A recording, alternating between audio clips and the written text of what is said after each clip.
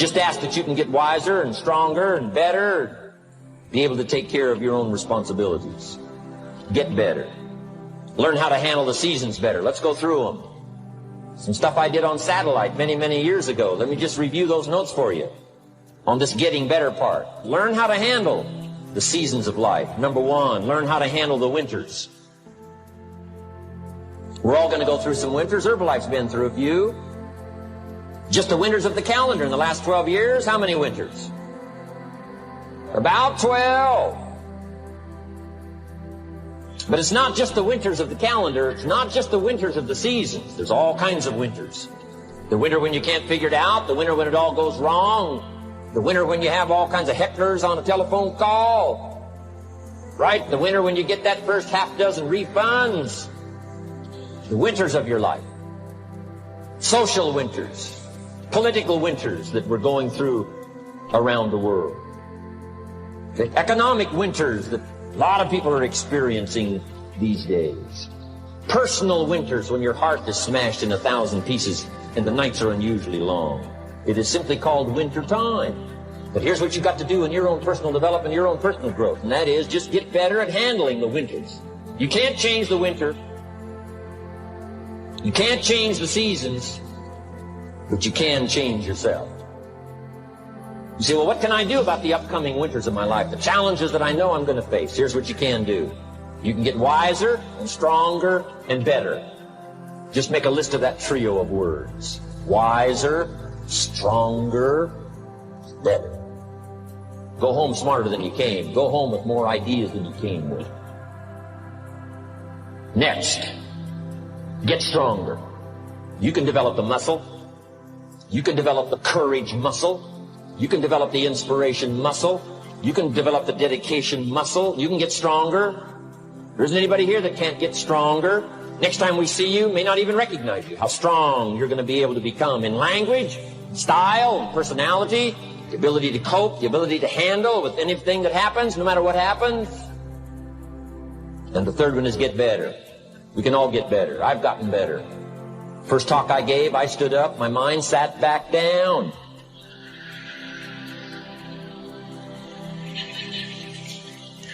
I love to wait for the translation to finish, see if I can get some more reaction here.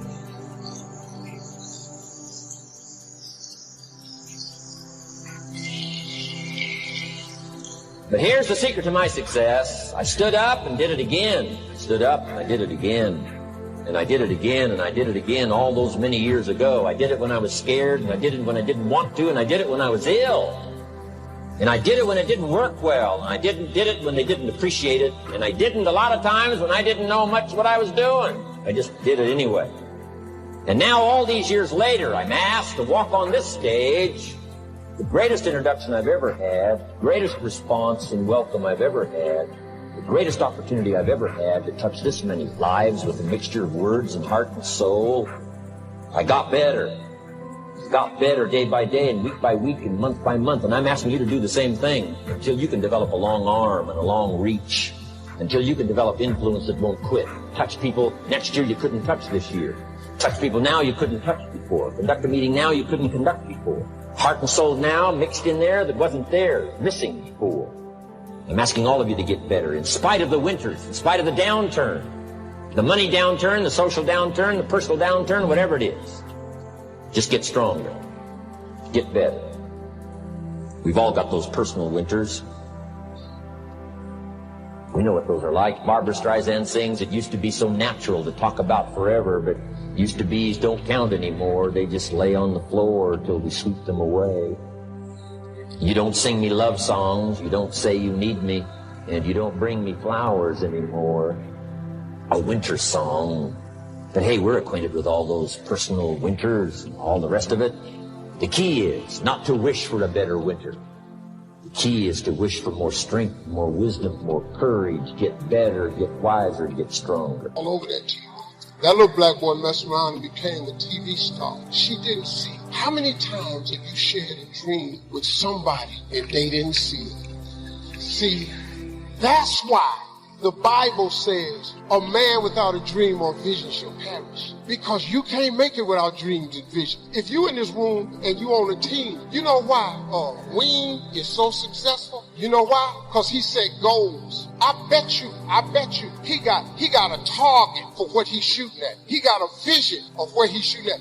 When he won Team Member of the Year the first year, I bet he said, I'm gonna do it again next year. I bet he did. I bet he did. Because guess what? If you see it, you can achieve it. If you don't have vision, you can't make it in this world. I don't care if you got on a lime green shirt. I don't care if you got on a black suit, a white t-shirt, or a pimping gold mohair. Without dreams and visions, you can't make it. I'm going to give you 2 scriptures that changed my life. Now, I told you, I'm going to motivate you, but I can't without faith. Another. Then the word of the Lord came unto him, saying, all of this happened in the silent sermons of God. As I close, what is going on in the silence of where you're at right now? What does God want you to see about his ability to make you another person? What is God showing you? In the silence of the times we've been living in, I have been amazed at how little God needed my stuff to run his church. That God didn't need my parking lot, and he didn't need my building, and he didn't need our theatrics, and he didn't need anything. That God didn't even need us to be here to run his church. That God is still God. What are you seeing in the silence about your life that will change how you live out your life, because you're starting to understand what does and does not matter? What will you allow him to repair in you where something happened? I want to talk to some people. I want to talk to some people that have been through something and something happened to you. And I do not negate the fact that you are in the Potter's hand. In fact, my friend, you have always been in the Potter's hand. Even when you weren't living for him, you were in his hand. He protected you when you were drunk. He protected you when you were high. He protected you when you were wild. He protected you when you were in the street. You always been. But something happened, didn't it? Something happened. And you've been damaged in the process. And all of that makeup and all of that hair and all of that stuff you got on cannot hide the fact that you have been damaged in the process. And all of them red bottoms and all of that stuff you got on cannot change the fact that something happened in the process. And you work out at the gym till you ripped, but something happened, didn't it? The Lord said, I'm not going to throw you away. I'm not going to throw you away. I'm not going to cast. Fully invested in anything or anybody. You want to get something that you are not willing to give. You have never been joined. You just wore the dress, got the plaque, they threw the rice. You joined the church, you took the job, but you've never seen what you could be if you threw your whole self at your dream. That business that you want, that book you want to write, that dream that you have of controlling your destiny, that is yours. That power to create that and to manifest that is yours. That's available to you. But you've got to be willing to stand there and face disappointment, not have support, be lonely, doubt yourself sometimes, be rejected again and again and again, become bankrupt if necessary, again and again and again, and refuse to turn around until life gives it up. You go to this church, but you're not joined. If you don't have reciprocity, you're not joined. If you're not really bought into it, if you don't really feel like it's my church, I come here because I get a word. Reciprocity. What do you give back for what you get? Without reciprocity, no relationship will ever reach its apex, because you're not fully invested in anything you do. So you catch some crumbs that fall from the master's table, but you don't get the children's bread. You get the puppy dog blessing that comes from being in the right place at the right time, because you are not joined into the connectivity that produces the real blessing of God in your life. And you're getting older, getting older, getting older, getting older, getting older, getting older. Running out of time and running out of excuses and running out of people to blame. Wonder what would have happened in school if you'd been committed. Wonder what would have happened in your marriage.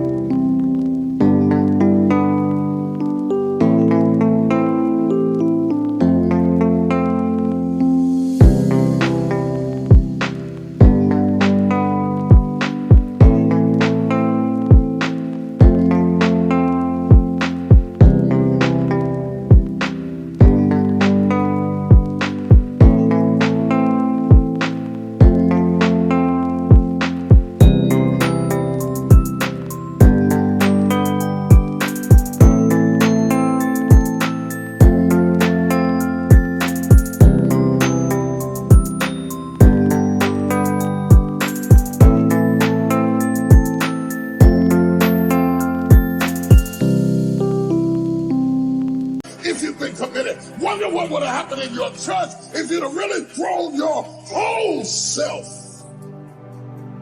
You've always been casual and never been committed.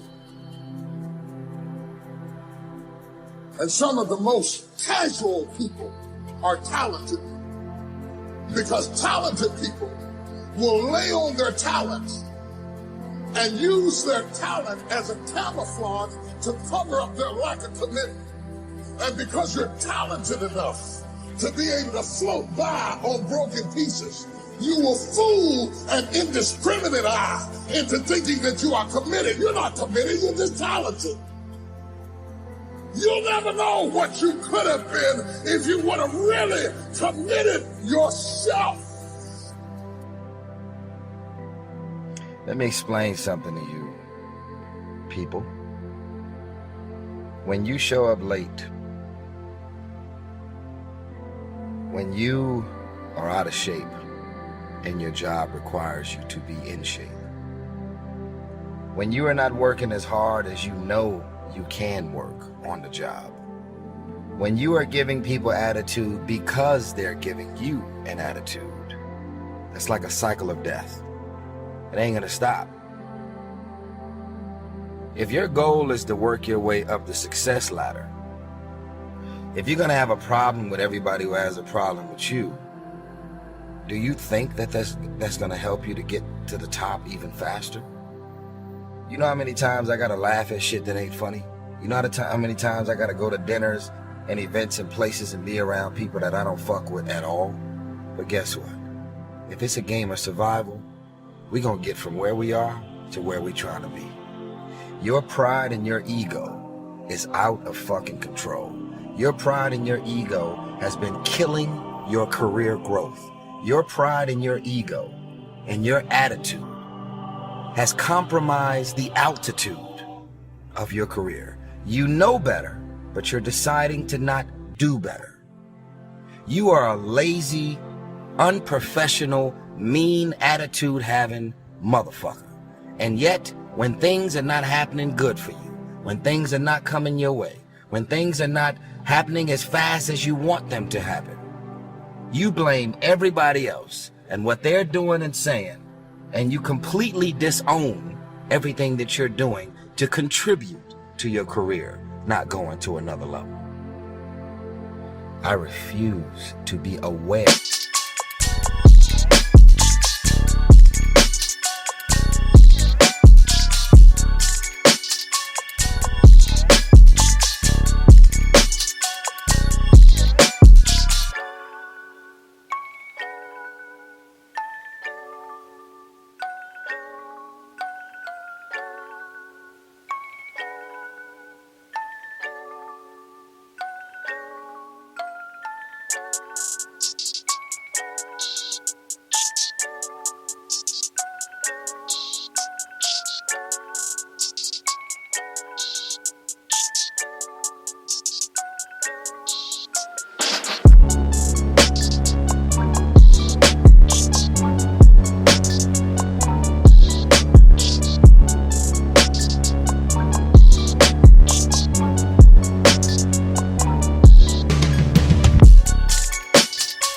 Something I could be and should be doing better, and purposely decide to not do it.